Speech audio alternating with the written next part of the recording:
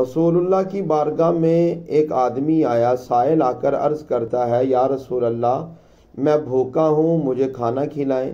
پیارے آقا مولا صلی اللہ تعالیٰ علیہ وآلہ وسلم نے ازواج مطہرات کے حجروں سے پتہ کروایا کہ اگر کسی کے گھر میں کھانا موجود ہو تو ایک مہمان آیا ہے، اس کے لیے کھانے کا انتظام کیا جائے۔ مگر قربان اس سادگی پر، قربان میرے آقا کے اس فقر پر، میرے آقا و مولا صلی اللہ تعالیٰ علیہ وآلہ وسلم کی ازواج نے پیغام بھیجا کہ گھر میں سوائے پانی کے کچھ بھی نہیں ہے۔ رسول اللہ نے صحابہ کرام سے فرمایا، کون آج اس مہمان کی میزبانی کا شرف کون حاصل کرے گا؟ حضرت ابو طلحہ انصاری کہتے ہیں، میں نے ہاتھ اٹھایا، یا رسول اللہ آج میں اس کا میزبان بنوں گا۔ مہمان کو گھر لے گئے، بیوی سے کہا کھانا لے کے آئیں۔ بیوی کہنے لگی کھانا تو صرف بچوں کا ہے۔ حضرت ابو طلحہ انصاری فرماتے ہیں، بچوں کو بہلا کر ایسے ہی سلا دو، آج یہ کھانا ہمارا مہمان کھائے گا۔ اب جب کھانا دیکھا گیا، کھانا صرف ایک آدمی کا تھا۔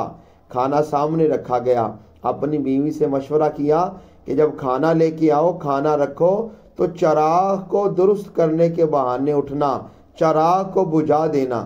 حضرت ابو طلحہ انصاری رضی اللہ تعالی عنہ نے اس طریقے کے ساتھ مہمان کی میزبانی کی۔ اب وہ جو مہمان ہے وہ کھانا کھا رہا ہے اور ساتھ وہ یہ بھی سمجھ رہا ہے کہ شاید میرا میزبان بھی میرے ساتھ کھانا کھا رہا ہے، لیکن اس کو تو خبر ہی نہ تھی۔ وہ تو اس بات سے بے خبر تھا کہ حضرت ابو طلحہ انصاری نے مجھ پر کس طرح اپنے بچوں کا کھانا ایثار کر دیا۔ قصہ مختصر، رات گزر گئی، مہمان نے کھانا کھا لیا۔ جب صبح مہمان بھی میزبان بھی رسول اللہ کی بارگاہ میں حاضر ہوئے تو میرے آقا و مولا صلی اللہ تعالی علیہ وآلہ وسلم نے فرمایا، اے ابو طلحہ انصاری، جو تم نے رات کو مہمان کی میزبانی کی ہے اس کو دیکھ کر رب کریم خوش ہو گیا ہے۔ اللہ تعالیٰ نے تیری میزبانی کو پسند فرما لیا ہے کہ تو نے کس طریقے کے ساتھ اس صحابی پر، اس آنے والے سائل پر اپنا کھانا، اپنے بچوں کا کھانا نثار کر دیا تھا۔